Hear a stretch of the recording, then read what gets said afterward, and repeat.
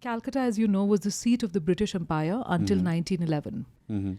I have had a lot of struggles in my life, but I think the one thing I have been extremely privileged in, the one area that I've been extremely privileged in, was my education.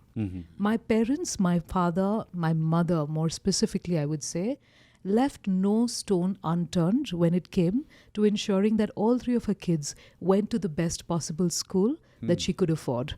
Not just monetarily, but also, with your mindset to be able to send your child to a school like that. I'm from La Martiniere for Girls, Calcutta. And it is a school which is not really a convent, but it is affiliated with the churches. It is a Protestant school, okay? What school gave me was a lot of heritage. It gave me an idea of what the British culture was like. It helped us communicate better. It was a traditional school, I would say, when I think about it.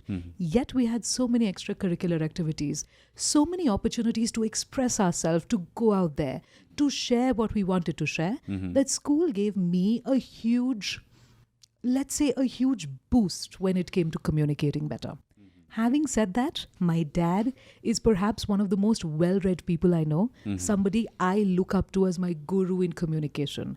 So I was learning simultaneously at school as well as at home. So yes, I would say for me communication came at an earlier age, which means that we were always very conscious about how we spoke. I think I spoke better when I was in school than I do now. My English, the vocabulary that naturally rolled out of my tongue was a lot more solid.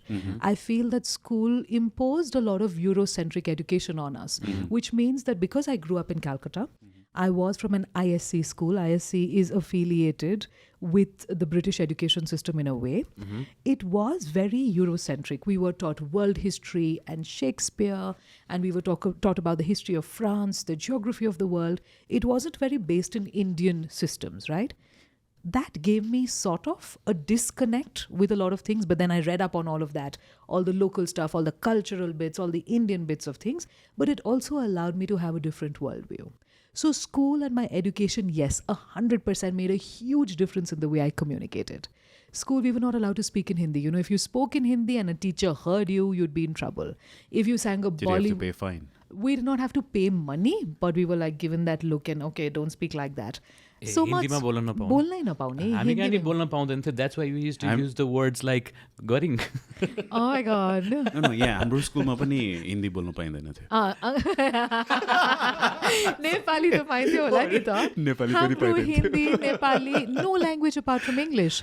So much so that by the age of say 7 or 8, English became my default language. I thought in English. So when I was speaking in Hindi class, अंग्रेजी शब्द निस्किहाल्ने के. So त्यो उल्टा हुन्थ्यो नि हाम्रो लागि. So for me, English is my default language, whether I like it or not, which gives me maybe a bit of an edge, but it doesn't necessarily make you the best communicator. So yes, when it comes to the grammar rules of English, I might have it easier than a few people, but when it comes to communicating, not necessarily. Communicating, speaking on stage, putting your words across properly, having the right sales pitch isn't so much to do with language. It is more to do with understanding the technicalities of how that's done. So for example, I know a lot of people who speak fabulous English with a British accent, right? Great words. Can they sell a glass of water to me? Maybe not. They don't know how to make a sales pitch. Please don't look at me when you say that. I will not look at you at all if you want that. You become nervous. No, but that's exactly what I'm saying, right? You might have a fabulous flow of the language, but when you communicate in the business world, when you're trying to communicate to put your point across, when you're communicating to sell something, when you're communicating something about a brand, it's not so much about the flow of language. It's not so much about the words you use. It is about the technicalities, about how you understand the other person, how you ask the right questions, how you make the right points, how you sell yourself, your brand, and your thoughts across. That's more important.